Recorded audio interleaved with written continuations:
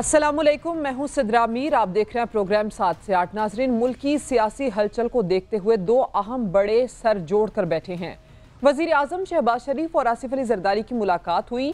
दोनों रहनुमाओं ने पंजाब में गवर्नर राज और वजीर आला परवेज इलाही के खिलाफ तहरीक अदम एतमाद लाने समेत मुख्तलिफ ऑप्शंस पर तफसीली मुशावरत की। खबरें ये भी हैं कि मुस्लिम लीग नून ने पंजाब असम्बली बचाने के लिए दो ऑप्शन इस्तेमाल करने का फैसला किया है। 48 घंटे तक वजीर आला पंजाब के खिलाफ अदम एतमाद लाई जाएगी। गवर्नर वजीर आला को एतमाद का वोट लेने का कहेंगे। पंजाब में अपोजिशन इत्तेहाद के अरकान असम्बली भी लाहौर पहुंच रहे हैं। क़यादत ने MPs को लाहौर से बाहर ना जाने की हिदायत भी की है। अता तारड़ का ये कहना है कि असम्बली तहलील होने का नुकसान इमरान खान को होगा। वजीर आला पंजाब का इलेक्शन ही गलत हुआ है। इसी दौरान बिलाखिर चेयरमैन PTI इमरान खान ने नई अस्करी क़यादत को मुबारकबाद भी दी और उम्मीद जाहिर की है कि वो अवाम और रियासत के दरमियान गुज़श्ता 8 माह में जन्म लेने वाले एतमाद के फुकदान के खात्मे की कोशिश करेंगे। अलबत्ता मरियम नवाज इमरान खान पर खूब बरस रही हैं। ट्विटर पैगाम में मरियम नवाज का कहना था कि आपकी याददाश्त 2018 तक नहीं जाती, जब आपने चंद अफसरान के साथ मिलकर नवाज शरीफ के खिलाफ साजिश की, अवाम के मैंडेट पर डाका डाला, अफसरान को मुतनाज़ा बनाया और उनके मुस्तकबिल तबाह किए। कायदे आज़म का फरमान क्या उस वक्त आपको याद नहीं आया? आपकी सियासत आपके हाथ, आंखें और कानों की रुखसती के साथ दफन हो गई है। वैसे तो PTI के अरकान असम्बली के मुताबिक पार्टी की जानिब से उनको इस्तीफ़े जमा करवाने की हिदायत ही नहीं की गई और ना ही असम्बली तहलील के लिए इस्तीफ़े देने की ज़रूरत है। फिर तो लगता यह है कि शाह से ज़्यादा शाह की वफादारी वाली बात यहाँ पर साबित हो रही है। हालांकि ये बात भी काबिल गौर है कि आइन के आर्टिकल 112 की शिक 1 के तहत वजीर आला गवर्नर को असम्बली तहलील की एडवाइस दे सकता है, जबकि गवर्नर की जानिब से दस्तखत ना होने के बावजूद 48 घंटे बाद असम्बली तहलील हो जाएगी। प्रोग्राम में बात करने के लिए मेरे साथ पाकिस्तान PP से सहर कामरान साहिबा मौजूद हैं। पाकिस्तान मुस्लिम लीग नून से अली गौहर बलोच हमारे साथ हैं, जबकि तज्जिए के लिए अमार मसूद साहब मेरे साथ प्रोग्राम में आज मौजूद हैं। अली गौहर बलोच साहब, स्टार्टिंग फ्रॉम यू, ये बताएं सबसे पहले कि पंजाब के MPs को लाहौर में रहने की हिदायत की गई है। क्या प्लान कर रही है क़यादत? तहरीक अदम एतमाद लेकर आएंगे? गवर्नर राज को ऑप्शन इस्तेमाल करेंगे? क्या हिकमत अमली है? बिस्मिल्लाहिर्रहमानिर्रहीम। देखें, सूरत हाल ये है सिद्रा कि जो इमरान अहमद नियाज़ी साहब हैं, जिस तरह से कि इनका जो लॉन्ग मार्च था, सो कॉल्ड लॉन्ग मार्च, जब वो बुरी तरह नाकाम हुआ और आपने देखा कि इन्होंने GT रोड के चौकों के ऊपर ट्रैफिक रोक के खिताब किया और इतना एक क्राउड तो किसी UC का चेयरमैन इकट्ठा कर सकता है जितना कि इमरान अहमद नियाज़ी साहब ने किया।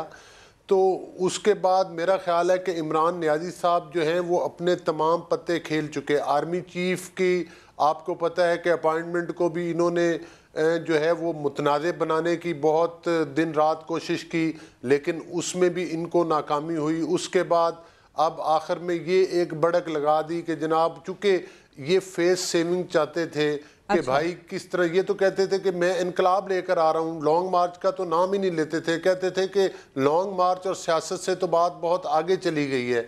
इनके पास इतने लोग भी नहीं थे कि ये इस्लामाबाद तक आ सकते। उधर ही आपको पता है कि जिन लोगों को सरकारी मुलाजमीन को इकट्ठा करके एक जलसा किया गया, जो कि सरकारी मुलाजमीन KPK से बुलवाए गए, जो कि पंजाब से बुलवाए गए और दीगर जहाँ पर इनकी हुकूमतें हैं वहाँ से बुलवा कर उनकी हाजिरियाँ लगवा कर उधर इन्होंने एक जलसा किया। तो बाकी जहाँ तक ये ड्रामा भी फ्लॉप हो जाएगा, जिस तरह से बाकी तमाम ड्रामे फ्लॉप हुए यहाँ पर। अच्छा अली गौहर बलोच साहब, इमरान खान साहब ने क्या किया, उनकी हिकमत अमली क्या थी, उस बात को तो आप छोड़ देना। अब तो मूव आप लोगों की तरफ है, आप लोगों ने क्या करना है ये बताएं। देखें, हमारे पास कई ऑप्शन है। जिस तरह से अभी आप अपनी इंट्रो में भी बात कर रही थी, गवर्नर साहब इनको जो है वो एतमाद के वोट का कह सकते हैं। फिर उसके बाद ये भी है कि अदम एतमाद भी यकीनी तौर पर इनके ख़िलाफ़ पेश हो जाएगी। और सबसे बढ़कर ये बात है कि जो जिस फैसले के तहत परवेज़ इलाही साहब वज़ीर आला बने थे वो एक मुतनाज़े फ़ैसला था। वहाँ पर मैं नहीं समझता कि हमारी पार्टी को कोई इंसाफ मिला, लेकिन जाहिर है कि हमने हमेशा कानून और मतलब है कि फ़ैसलों के आगे, आइन के आगे हमने हमेशा जो है वो मतलब है कि सरेंडर किया है, हमेशा उन फैसलों को तस्लीम किया है, लेकिन हमारे तफादात अपनी जगह पर हैं। आज भी सुप्रीम कोर्ट में और हाई कोर्ट में हमारी अपीलें मौजूद हैं। हमने अब उनकी तरफ भी अपने वकला की मशावरत के साथ करना है, क्योंकि आप देखें ना कि एक तरफ तो वो जिन लोगों ने हमदा शहबाज साहब को वोट दिए थे वो डिस्क्वालीफाई भी हुए, उनकी सीटें भी गई, लेकिन सुप्रीम कोर्ट ने कहा था कि फैसले पंजाब में असेंबली लिखा के हुआ है कि रकीन उनके वोट कास्ट हो सकते हिमायत हैं। का यकीन दिला चुके हैं सर आपको? जी, जाहिर है कि अभी कबल अज़ वक्त इस तरह की चीज़ों पे कुछ पत्ते नहीं शो किए जाते, और अच्छा। इमरान न्याजी साहब की तरह से हम खोखले दावे करने के आदी नहीं हैं। लेकिन जब देखें, एक तो बात नेचुरल है कि कोई भी रुकन असम्बली नहीं चाहता कि उसकी असम्बली कबल अज़ वक्त तहलील हो जाए या उसको मेंबरशिप से फारे। आज भी इनके इवन बाकी लोगों को छोड़े, फवाद चौधरी ने अपना घर आज तक सरकारी नहीं छोड़ा। इनके तमाम जो MNAs हैं वो आज भी उधर लॉजेस में रिहाइश पजीर हैं और अपनी सहूलतें, बल्कि कई लोगों ने तो सरकारी गाड़ियाँ तक नहीं वापस की हैं। तो ये MPs भी नहीं चाहेंगे कि उनके जनाब वो घरों को चले जाएं। अली गौहर बलोच बहुत साहब, सारे लोग PTI को जो हैं अपने वो ये चाहते हैं इत्तेहादियों कि के ऊपर असम्बलियां जो बेहद हैं वो अपनी यकीन है मुद्दत और पूरी उनके करें। इत्तेहादी मुकम्मल सपोर्ट का एतमाद भी उनको दिला रहे हैं। आपके इत्तेहादी क्या सोचते हैं? सहर कामरान साहिबा, आप ये बताएं कि बिलावल भुट्टो जरदारी साहब ने कहा है कि पीपल्स पार्टी उम्मीद और यकजहती की सियासत पर यकीन रखती है, तो क्या पाकिस्तान पीपल्स पार्टी बतौर हुकूमत की इत्तेहादी सियासी इंतशार के खात्मे के लिए खान साहब से बात कर सकती है, बातचीत हो सकती है? और दूसरा, आप लोग इत्तेहादी हुकूमत में होते हुए किस हद तक इस बात को यकीनी बना सकते हैं कि आप अदम एतमाद के वोट में मुस्लिम लीग नून को कामयाब करवाएंगे? बहुत शुक्रिया। देखिए, आज पीपल्स पार्टी का यौम तासीस भी है और ये एक तारीख रकम की है पीपल्स पार्टी ने कि जमहूरियत के इस्तेकाम के लिए, पार्लियामेंट के इस्तेकाम के लिए ना सिर्फ खुद कुर्बानियाँ दी हैं, बल्कि पीपल्स पार्टी के जियानों ने, पीपल्स पार्टी की लीडरशिप ने एक मिसाली किरदार अदा किया है पाकिस्तान को मुस्तहकम करने में। इमरान खान अहमद न्याजी साहब का जो पूरा एक उनकी जो सियासत है वो उनकी अपनी ज़ात के इर्द गिर्द घूमती है और उन्होंने हर वो कोशिश की है कि वो जमहूरियत को नुकसान पहुंचाए। तो पीपल्स पार्टी जमहूरियत के लिए, पाकिस्तान के इस्तेकाम के लिए यकीनन हर वो कोशिश करेगी जो आईनी तौर पर जो है दुरुस्त समझी जाएगी। तो इसमें मेरे ख्याल में कोई दो राय नहीं है। एक तो पीपल्स पार्टी जो है उसने हमेशा बातचीत और डायलॉग पे यकीन किया है और इमरान खान अहमद न्याजी को बार बार कहा है कि आप आए, पार्लियामेंट में आके बैठें। ये कोई सियासत नहीं है, ये कोई जमहूरियत नहीं है कि आप वजीर आजम है तो पार्लियामान सही है तब भी आप पार्लियामेंट में आना पसंद नहीं करते। इमरान खान अहमद न्याजी साहब का तो रिकॉर्ड है कि बतौर वजीर आजम भी वो पार्लियामेंट से खाइफ थे और वो कोशिश कर इस तरीके से जमहूरियत को कमजोर किया जाए, कभी सदारती निज़ाम की बात, कभी जो है वो सूबों के हकूक जो है सर्व करने की बात, यही उनका तर्ज सियासत रहा है। तो मैं ये समझती हूँ कि इस सियासत को ना सिर्फ के पार्लियामेंट ने रिजेक्ट किया और पाकिस्तान के अवाम ने रिजेक्ट किया। जो उनके इत्तेहादियों की बात कर रहे हैं, अगर इमरान खान अहमद न्याजी के अंदर ये सलाहियत होती कि अपने इत्तेहादियों को और अपने मेंबरों को साथ लेके चल सकते, उनका एहतराम करते, उनको अहमियत देते, तो ऐसा वक्त ही नहीं आता कि उनके खिलाफ जो है वो तहरीके अदम एतमाद जो है वो कामयाब होती। आज भी इमरान खान अहमद न्याजी साहब कभी इलेक्शन लड़ते हैं, 6 सीटों पे जीतते हैं, फिर हल्फ नहीं लेते, फिर कहते हैं कि जी सियासी अदम एतमाद जो है, अदम इस्तेकाम जो है वो मुल्क के अंदर इस्तेकाम नहीं लाएगा। और पूरी कोशिश उनकी यही है कि अदम इस्तेकाम लाए। पीपल्स पार्टी मुल्क के अंदर अदम इस्तेकाम नहीं आने देगी। सहर कामरान साहबा, PDM इससे पहले भी जब तहरीक अदम एतमाद का ऑप्शन लेकर कौमी असेंबली में आई थी तो वो एक मूव तो कामयाब हो गई। इस बार के लिए क्या आप लोगों को यकीन दहानी है कि इस बार ये तहरीक अदम एतमाद की मूव पंजाब असेंबली में भी आपकी काम करेगी? देखिए, कामयाबियां तो मुसलसल आप ये देखिए कि PDM ने और तमाम जो है जो इस वक्त हुकूमत के अंदर इत्तेहादी जमातें हैं उनकी तमाम जो है हिकमत अमली कामयाब हो रही है। इमरान खान अहमद न्याजी हर जगह पे नाकाम हो रहे हैं, चाहे वो उनका लॉन्ग मार्च था, चाहे वो उनके जलसे थे। ये नहीं, सोशल मीडिया पे हम नहीं मुकाबला कर सकते कि वो चाहें तो वो अमेरिका की और यूरोप की तस्वीरें लगा के, उनकी वीडियोस लगा के उसको PTI का जलसा कह सकते हैं। वो चाहें तो इरफात के मैदान को PTI का जलसा बना सकते हैं। तो देखिए, वो चीज़ में तो मैं समझती हूँ कि यकीनन उनको बड़ी महारत हासिल है। यहाँ पे मैं कहूँगी कि हमें इस किस्म की जो है वो नहीं आती चले। लेकिन सहर कामरान साहबा, आपका और अली गौहर बलोच का जो पॉइंट ऑफ व्यू आया है इस पर मैं तज्जिया लेती हूँ। अमार मसूद साहब, आपका तज्जिया क्या कहता है? सर, एक जानिब तो ये सारा मामलात है, पंजाब की सियासत में कहा जा रहा है कि अगली 48 घंटे बड़े अहम हो सकते हैं। किस तरह से ये अहम हो सकते हैं? अगर पाकिस्तान तहरीक इंसाफ असम्बलियाँ तहलील करने का ऐलान करती है तो ये काफ लीग और पीटीआई के लिए कितना नुकसानदेह हो सकता है? क्या फ़ायदा होगा, नुकसान होगा? दूसरी जानिब अगर तहरीक अदम एतमाद इत्तेहादी हुकूमत लेकर आती है तो ये इनके लिए फ़ायदा मंद होगा या नुकसानदेह होगा? क्या होगा क्या आखिर में? देखिए, ये सारी गुफ्तगू जो अब तक इस प्रोग्राम में हुई है वो इस खदशे के ऊपर मबनी है कि परवेज इलाही साहब किसी स्टेज पर असम्बली को तोड़ देंगे। मेरे ख्याल में ये खदशा बिल्कुल बेबुनियाद है। परवेज इलाही साहब कभी भी असम्बली को नहीं तोड़ेंगे। अच्छा, इसकी वजह इमरान खान के कहने कि पर भी नहीं तोड़ेंगे? जी बिल्कुल नहीं तोड़ेंगे। और वो जाहिर है एक पब्लिक कंजम्पशन के लिए उन्होंने बयान दिया कि 10 सेकंड में तोड़ देंगे, लेकिन परवेज इलाही वो शख्स हैं जिन्होंने अपने बाप जैसे भाई को धोखा दे दिया, चौधरी शुजात हुसैन को। तो वो इमरान खान को धोखा देना उनके लिए बिल्कुल मुनासिब वो कर सकते हैं। दूसरी बात ये समझनी चाहिए कि बहुत सारे एमपीए ऐसे हैं जिन्हें पता है कि उनकी हैसियत काउंसलर की नहीं थी, लेकिन उन्हें किसी तरह जितवाया गया। ये मेरी आवाज रिवर्ब कर रही है, जरा इसको कंट्रोल कीजिए। तो किसी ना किसी तरह उन्हें जितवाया गया और उन्हें पता है कि दोबारा कभी उनको कभी चांस नहीं मिलेगा इस असेंबली में। तो वो आखिरी दिन के आखिरी मिनट तक एमपीए रहना चाहते हैं। ट्रेवल, मेडिकल अलाउंसेस, ये सारी गाड़ियां, ये सब कुछ एंजॉय करना चाहते हैं। तो वो नहीं, बिल्कुल ऐसा नहीं होगा। तो वो सारे लोग अचानक कहें कि वो तैयार हो जाए। हाँ, एक सूरत इसमें ये हो सकती है जो पीडीएम की तरफ से कुछ मुझे पता भी है, कोशिशें भी हो रही हैं कि एक बहुत बड़ा फॉरवर्ड ब्लॉक अगर बन जाए तहरीक इंसाफ की हुकूमत में, और वो इतना बड़ा हो जाए कि जो हुकूमत अमार मसूद साहब, ये वही फॉरवर्ड ब्लॉक हो सकता है जिसको लेकर हुकूमती वुज़रा ये दावे कर रहे हैं कि केपी असेंबली से अरकान भी इनके साथ आ सकते हैं, पंजाब असेंबली से भी अरकान इनके साथ आ सकते हैं। तो केपी और पंजाब से मिलकर ये फॉरवर्ड ब्लॉक बन सकता है। आपने आज अगर बैरिस्टर सैफ का बयान सुना हो, बड़ा दिलचस्प बयान था। वो केपी के की हुकूमत के तर्जुमान है। उन्होंने कहा कि अगर पंजाब असेंबली नहीं टूटेगी तो केपी के असेंबली टूटने का फायदा कोई नहीं है। इससे मतलब ये है कि ना पंजाब असेंबली तोड़ने में वो दिलचस्पी रखते हैं, ना केपी के मेंबरान जो हैं। आपको मैं बल्कि खबर के तौर पे बता देता हूं कि आपके ही बल्कि ब्यूरो चीफ हैं तारिक आफाक साहब, उन्होंने हमें बताया कि जो वजीर आला हैं महमूद खान साहब, उन्होंने अपोजिशन के 2 रहनुमाओं से राब्ता किया। एक का ताल्लुक पीपल्स पार्टी से है, एक का ताल्लुक एएनपी से है, और उन्हें कहा कि आप हमारे खिलाफ तहरीक अदम एतमाद पेश कर दें ताकि ये चीज लिंगर ऑन हो और असेंबली तोड़नी ना पड़े। ये बिल्कुल वाज़ेह सी बात है।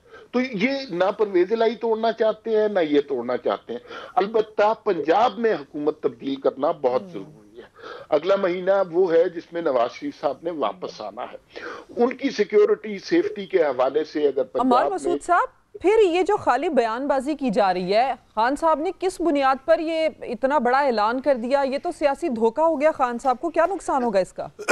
भाई, आपने बहुत अच्छी बात की कि खान साहब ने इतना बड़ा बयान दे दिया, और वो जो तजियाकार कह रहे हैं खान साहब ने मास्टर स्ट्रोक खेल दिया। ये असल में ना खान साहब की को हम जरा ज्यादा प्रोजेक्ट करते हैं। मतलब जब वो कहते हैं कि अमेरिका के सदर से वो मिलकर आए और उन्होंने वर्ल्ड कप जीत लिया, तब भी मास्टर स्ट्रोक होता है।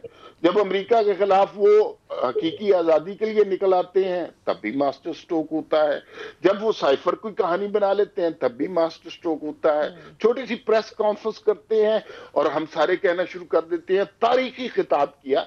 तो इमरान खान के बयानात में इतने तजादात हैं कि अब बहुत कम लोग उन पर यकीन करते हैं, और उन पर यकीन करने की वजह नहीं है। आज अभी देख लीजिए। चले, फिर इसके बाद होगा क्या अगर असेंबलियां नहीं टूटती और जिन पर इतना एतमाद करके खान साहब ने ये ऐलान कर भी दिया, फिर इस इत्तेहाद का मुस्तकबिल क्या होगा? पीटीआई का और फिर जो काफ लीग का इत्तेहाद है, इनका मुस्तकबिल क्या देख रहे हैं आप? देखिए, परवेज इलाही हमेशा से वो खिलाड़ी रहे हैं जो दोनों तरफ खेलते हैं। और परवेज इलाही इमरान खान के बंदे नहीं हैं, ये बात आपको समझ आनी चाहिए।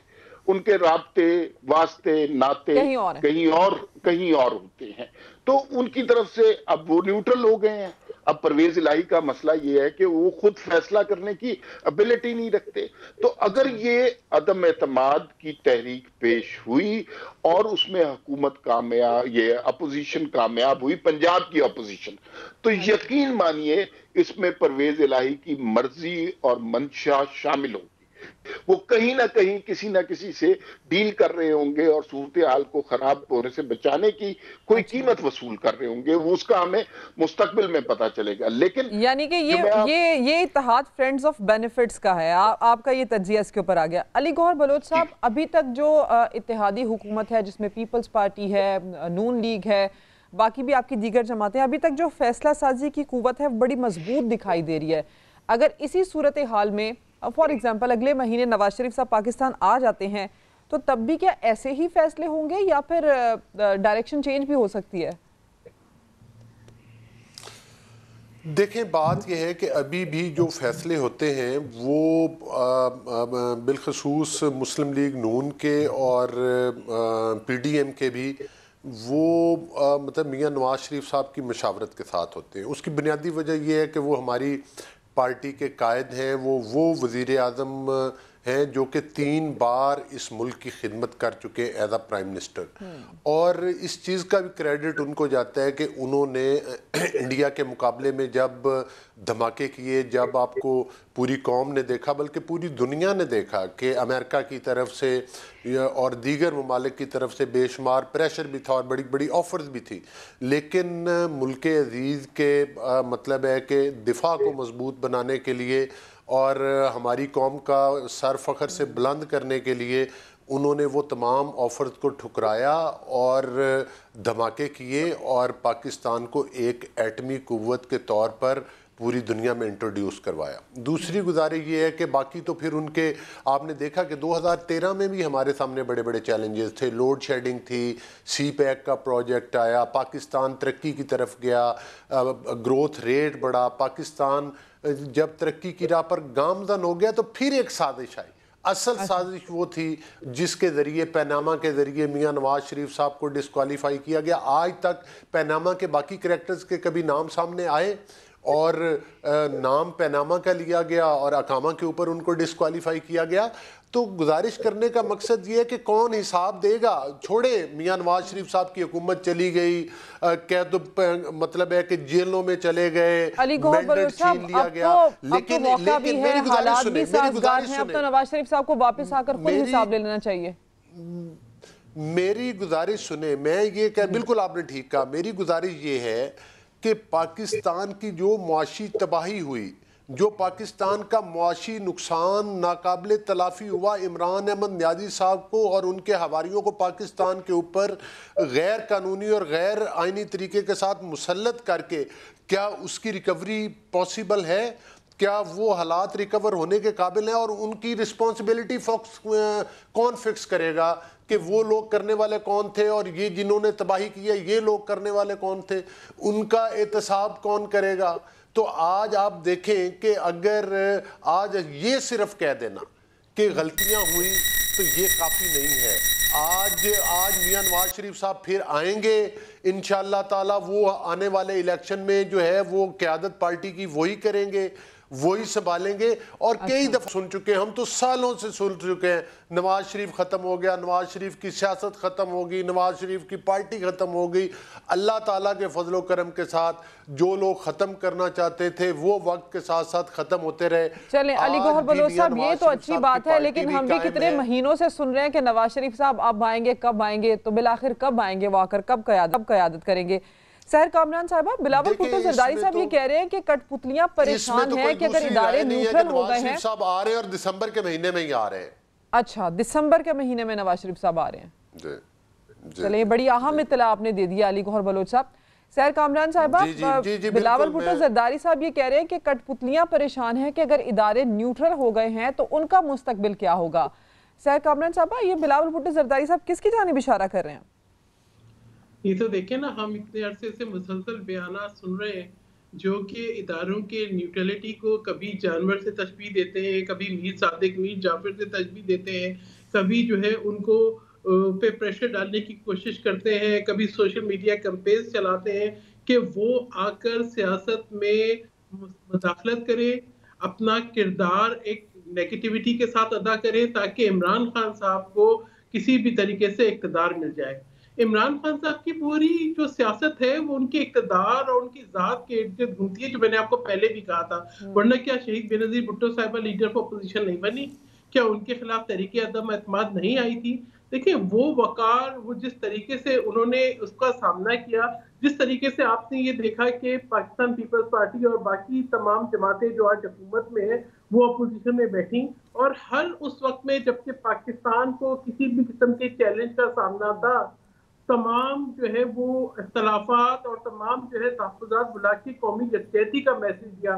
चाहे वो कश्मीर की ख़ुसूसी हैसियत जब बदली तब की बात थी, या कोई मईशत के ऊपर जब हमने ये देखा कि जो है मुश्किल वक्त आ गया तब की बात थी। इमरान खान अहमद यादी साहब हुकूमत में रहने के बावजूद भी अपने ही मेंबर्स को एतमाद ना दे सके कि वो जो है उनके तहफ़्फ़ुज़ात का ख्याल करेंगे। तो देखिए बात ये है कि आज भी और कल भी पाकिस्तान पीपल्स पार्टी का एक ही सामने अज़्म है कि पाकिस्तान की और पाकिस्तान के अवाम की खिदमत करनी है, पाकिस्तान को तरक्की की शाहराह पे लेके जाना है, पाकिस्तान के अंदर से इंतहा पसंदी को ख़त्म करना है, पाकिस्तान के अंदर से नफरतों की सियासत को ख़त्म करना है। और यही अज़म लेके आज मैं कहती हूँ कि हम पूरी कौम को मुबारकबाद भी देते हैं आज की यौम तासीस के ऊपर कि पाकिस्तान पीपल्स पार्टी अपना 55th यौम तासीस जो है वो आज चले सर कामरान साहब इस पे मैं स्पेशली आपसे बात करूंगी। अमार मसूद साहब बड़ा दावा करे अली गौहर बलोच साहब, वो ये खबर दे रहे हैं कि दिसंबर में मियां नवाज शरीफ साहब पाकिस्तान आ जाएंगे। क्या आपको लगता है कि ये भी बाकी सियासतदानों की तरह सिर्फ एक दावा है या नवाज शरीफ साहब वाकई इस कंडीशन में आ गए हैं कि वो वतन वापस आ जाएं? और बिलावल भुट्टो जरदारी भी अभी हालिया गुफ्तगू कर रहे हैं, वो ये कह रहे हैं कि इस्तीफों का ऐलान ये सिर्फ एक धोखा है। खान साहब इस्तीफे लेने में कामयाब नहीं होंगे, ना ये इस्तीफे देंगे ना असेंबलियां तोड़ेंगे, इस्तीफे देंगे तो नहीं, तो फिर इसके बाद क्या होगा सर, क्या समझते हैं आप? मैंने ये जो बिलावल भुट्टो साहब ने बात की है थोड़ी देर पहले यही आपको जवाब दिया था कि इस्तीफे इन्होंने देने को नहीं है, ये सिर्फ ड्रामा हो रहा है, ढकोसला हो रहा है। देखिए सूरत हाल। अमार मसूद आपकी आवाज़ मुझ तक ठीक तरीके से नहीं आ रही है, आपकी ऑडियो हम ठीक करने की कोशिश करते हैं। एक ब्रेक लेते हैं नाज़रीन, ब्रेक के बाद जब वापस आएंगे तो गुफ्तगू का सिलसिला यहीं से जोड़ेंगे।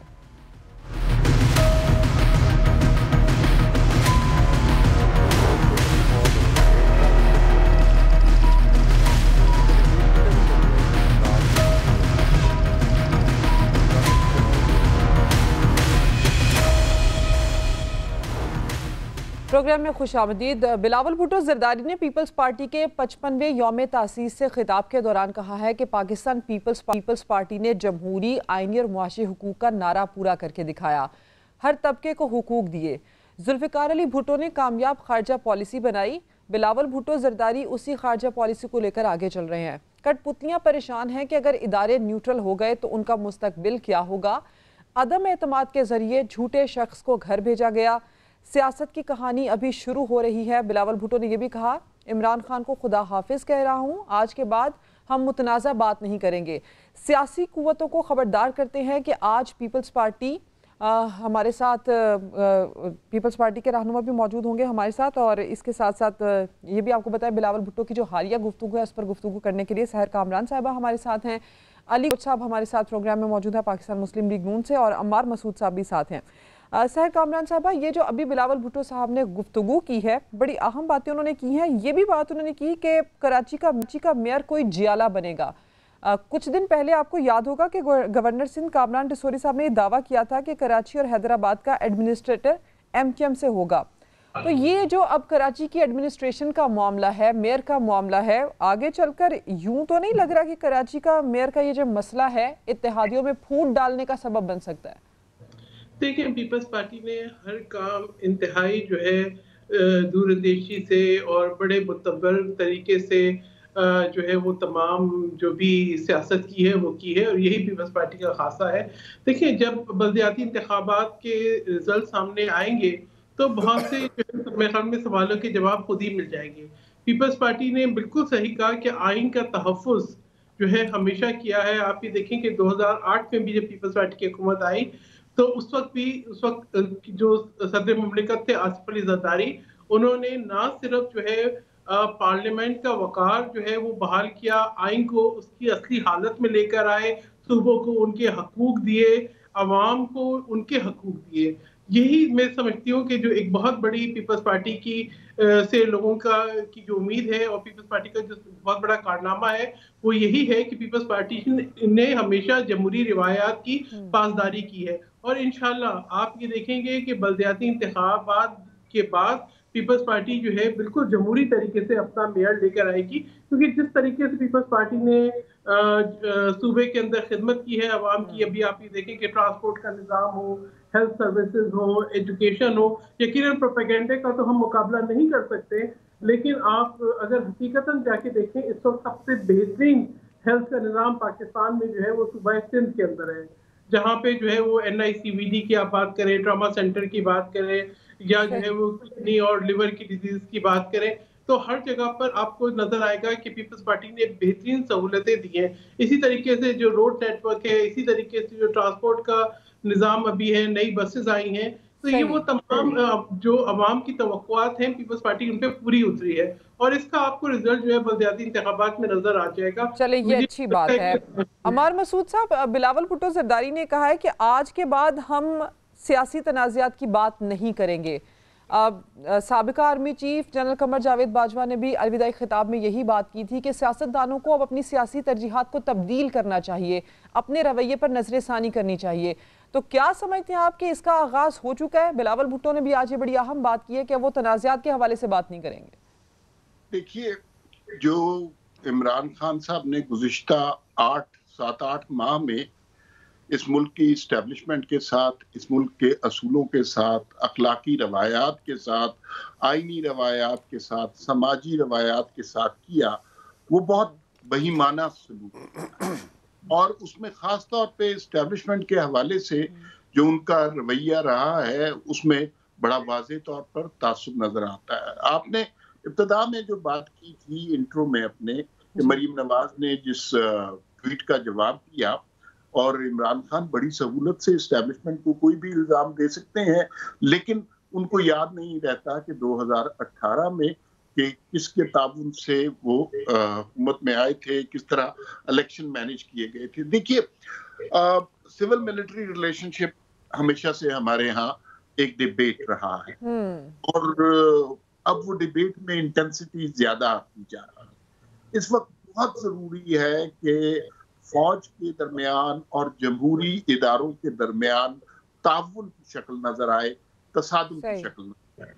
और इमरान खान ने तसादुम करवाने की बहुत कोशिश की आर्मी चीफ के तैनाती के मामलात पर, लेकिन अब उनके रवैये से भी लग रहा है कि वो भी अपनी सियासत पर नजरसानी कर रहे हैं। अब आज का ही उनका बयान है कि वो ये कहते हैं कि अब जो अस्करी क़यादत है, अवाम और उनके दरमियान एतमाद का रिश्ता बनना चाहिए, यानी कि वो भी अब पुरानी बातों पर मिट्टी डालना चाहते हैं। बात को कंप्लीट समझे ना, जो अस्करी क़यादत और अवाम के दरमियान जो राब्ता है, जो नाता है, उसमें खलीज किसने डाली है?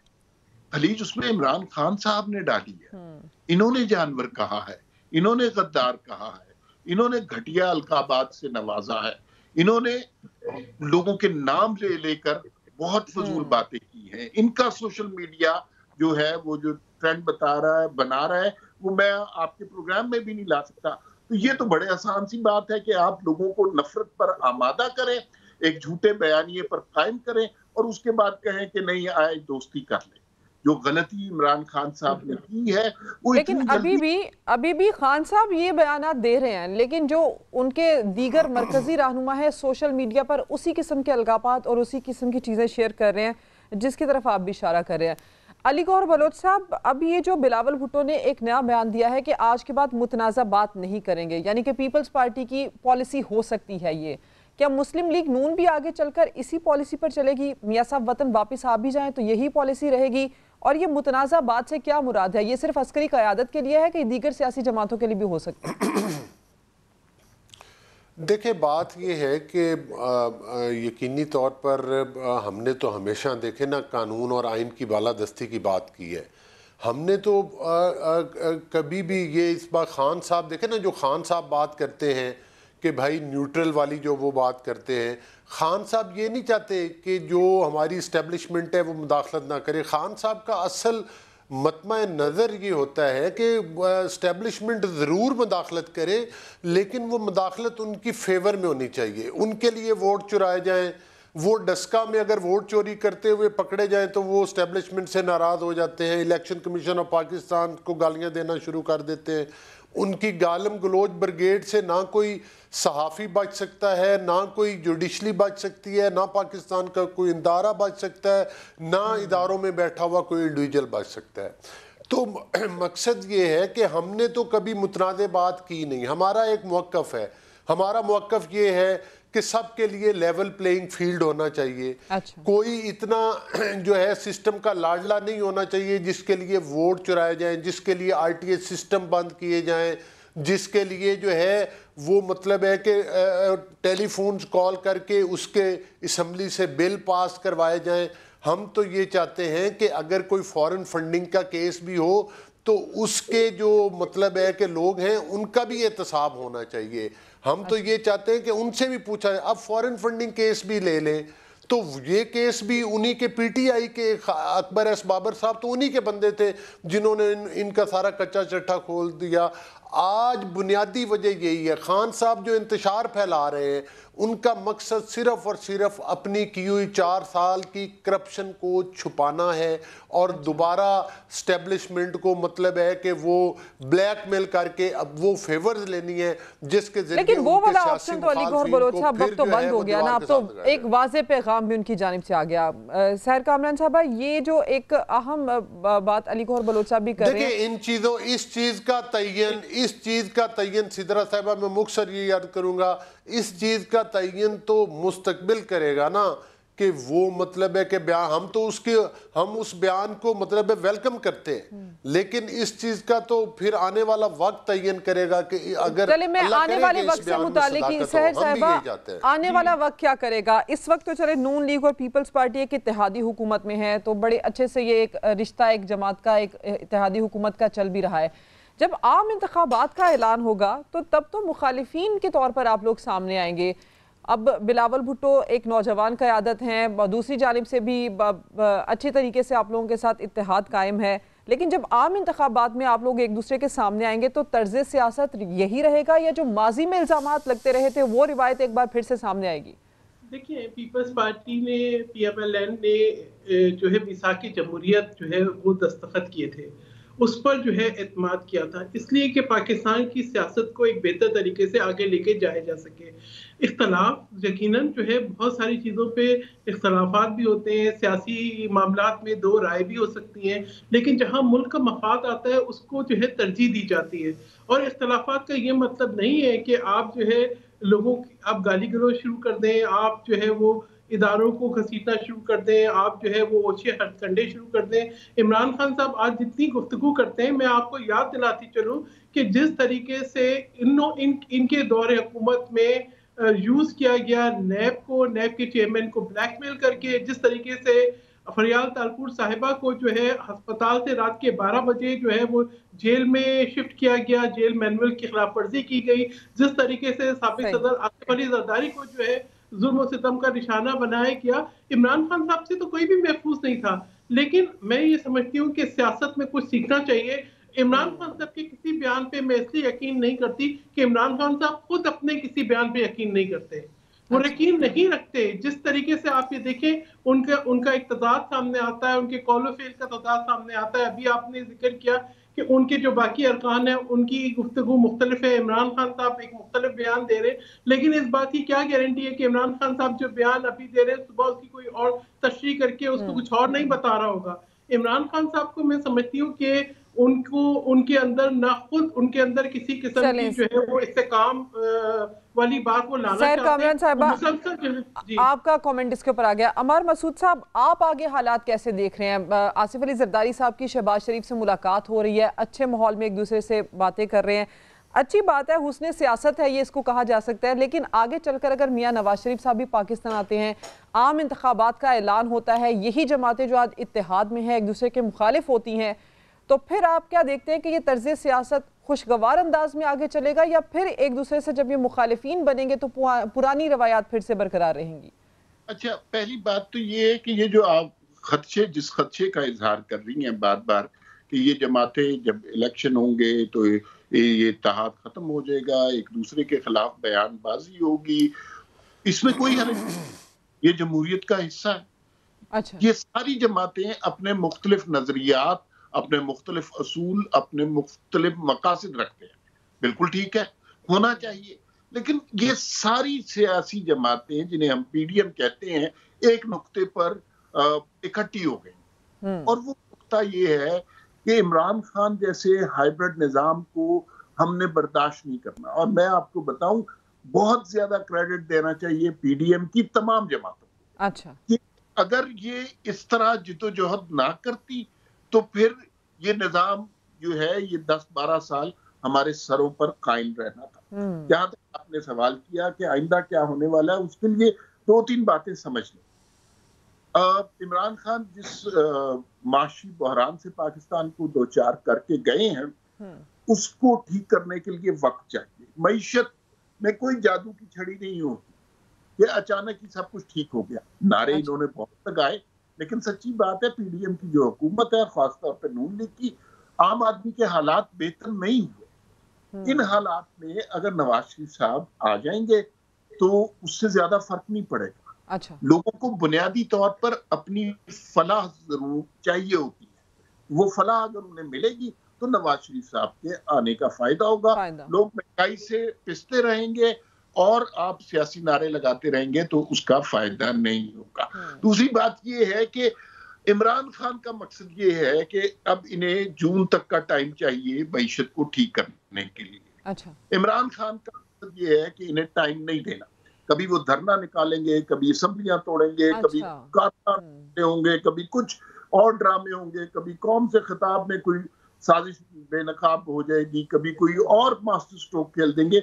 लेकिन वो सुख से इमरान खान साहब हुकूमत के लिए मुश्किल खड़ा करना चाहते हैं। अमार मसूद साहब और सहर कामरान साहिबा, अली गौहर बलोच साहब, आप तीनों मेहमानों ने वक्त दिया, आप तीनों मेहमानों का शुक्रिया। नाज़रीन, प्रोग्राम का वक्त खत्म हो गया, आपसे मुलाकात होगी कल, दोबारा अपना ख्याल रखिए।